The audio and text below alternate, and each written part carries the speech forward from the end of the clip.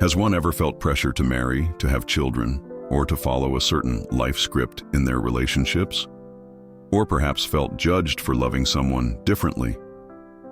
It's easy to think our choices in love are purely personal. But what if society, culture, and even invisible power structures are secretly pulling the strings, shaping our desires and dictating what love should look like, often without us even realizing it? Today, this video will pull back the curtain on these hidden influences, guided by the revolutionary ideas of Michel Foucault, Sigmund Freud, Carl Jung, and John Stuart Mill. They will help us understand how society defines our love, and crucially, how one can reclaim their own authentic path to connection. Michel Foucault, a brilliant French philosopher, challenged a common idea called the repressive hypothesis. This idea suggested that Western society suppressed sexuality for centuries. Foucault argued the opposite. Instead of being silenced, talk about sex actually exploded. He believed that this discourse, the way we talk, think, and write about sex, wasn't about repression, but about control and management. Experts like doctors and scientists began to categorize and study sexualities that didn't fit the norm, like those of children, the mentally ill, or homosexuals. This created a concept of healthy sexuality that society then pushed as the ideal. For Foucault, power isn't just something governments have. It's a pervasive, productive force that exists in all relationships and actively shapes our understanding of sexuality. He called this biopower, how the state and society regulate populations by managing aspects of life, including birth rates, marriage, and what constitutes healthy sexuality. So, when one feels pressure to marry, to have children, or to be in a monogamous relationship, that's biopower in action. It's society subtly, or not so subtly, guiding individuals towards what it deems normal or healthy. Practical advice. Foucault. Question the normal. When one feels pressure to conform in their relationships, they can ask, is this truly my desire or a societal expectation? Recognize social constructs. Understand that ideas like healthy sexuality are often created by society, not inherent truths. This awareness is the first step to reclaiming one's choices. Sigmund Freud, the pioneer of psychoanalysis, believed that humans are born with a wide range of sexual desires, which he called polymorphous perversity. This means that, as infants, we can find pleasure from any part of our body and direct our desires towards any object. However, Freud argued that society, through education and socialization, quickly trains these desires.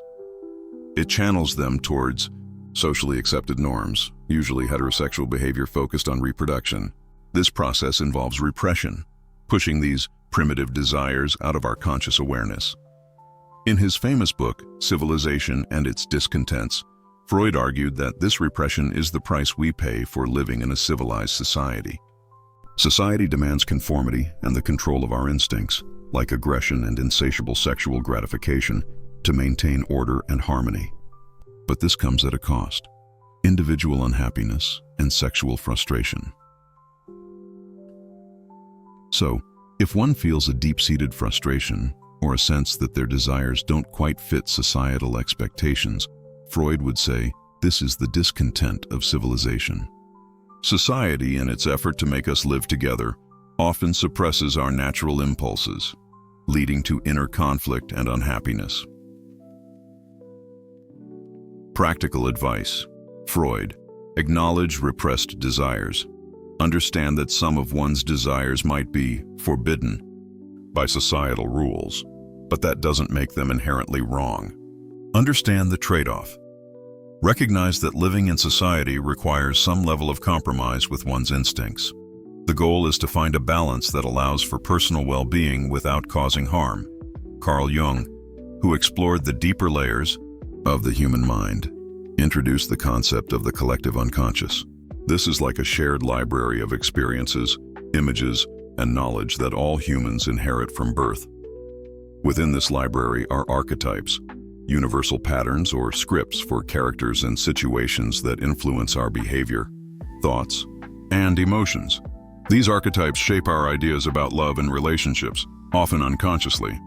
For example, the hero archetype might influence one's desire for a partner who saves them, or the caregiver archetype might lead one to seek a nurturing role. The collective unconscious strives continually to lead all conscious processes back into the old paths. This means there's an inherited predisposition to certain relationship patterns and expectations, often aligning with traditional societal norms. So, when one feels pressure to find the one or to have a perfect romantic story, it might be these universal scripts at play, influencing their desires beyond personal experience. Practical advice. Jung. Become aware of archetypal influences. Reflect on the stories or ideals one holds about love. Do they come from personal experience or from universal patterns? Differentiate personal from collective. Understand that while these archetypes are powerful, one has the freedom to choose how much they influence their unique relationships. John Stuart Mill, a key philosopher of liberalism, championed individual liberty. His famous harm principle states that society is only justified in interfering with someone's freedom to act if their actions cause direct harm to others. According to Mill, one's own good or society's disapproval of their choices is not a sufficient reason to force them to act differently. He even defended the legality of polygamy on these grounds, arguing that allowing people to experiment with different lifestyles helps society learn. Applying this to relationships. If all parties involved in a relationship consent and no direct harm is caused to others, society should not interfere. The emphasis on consent, transparency, and honesty in ethical non-monogamy directly aligns with Mill's principle of avoiding harm. Mill also warned against the tyranny of the majority, where the popular opinion tries to impose its morality on those who are different. Practical advice. Mill. Uphold personal liberty. Make relationship choices that align with your genuine desires, as long as they don't directly harm others. Prioritize consent and transparency. In any relationship structure, ensure all parties are fully informed and consenting, as this is the ethical foundation for avoiding harm. Understanding how society, our unconscious, and universal patterns influence our love lives is incredibly empowering. It's not about blaming external forces, but about gaining awareness to make conscious choices. Here's how one can reclaim their love story. Question the normal. Don't blindly accept societal scripts for relationships. Ask if they truly resonate with one's authentic self. Understand your desires. Explore the unconscious influences on one's attractions and frustrations. What hidden desires might be at play? Recognize universal scripts. Be aware of archetypal patterns that might influence expectations about love. Are these truly one's own desires, or a collective ideal? Live authentically and responsibly. Embrace one's freedom to define their relationships, ensuring all parties consent and no harm is done. Prioritize communication and consent. In any relationship, structure, open, honest, and continuous communication is the bedrock of respect and well-being. Embrace personal growth. The journey of understanding these influences is a path to greater self-awareness and more fulfilling connections. Música inspiradora e visual de casal ou grupo de pessoas conectadas de forma autêntica, com céu aberto e estrelado ao fundo, simbolizando infinitas possibilidades. Love is far more complex than simple fairy tales suggest. It's a dance between our deepest desires, the echoes of our past, the universal patterns of humanity, and the powerful, often invisible rules of society. But by understanding these forces, one gains the ultimate freedom, the freedom to define their own love on their own terms. This journey of self-discovery empowers one to build relationships that are not just normal, but truly authentic, respectful, and deeply fulfilling. The power to write one's own love story is within. If this video helped you understand how society shapes our love and how to reclaim your own choices, please hit the like button. Your support helps us reach more people seeking to define their own authentic connections. Subscribe to the channel for more profound explorations into psychology, philosophy, and the fascinating world of human relationships. And we'd love to hear from you. Leave a comment below.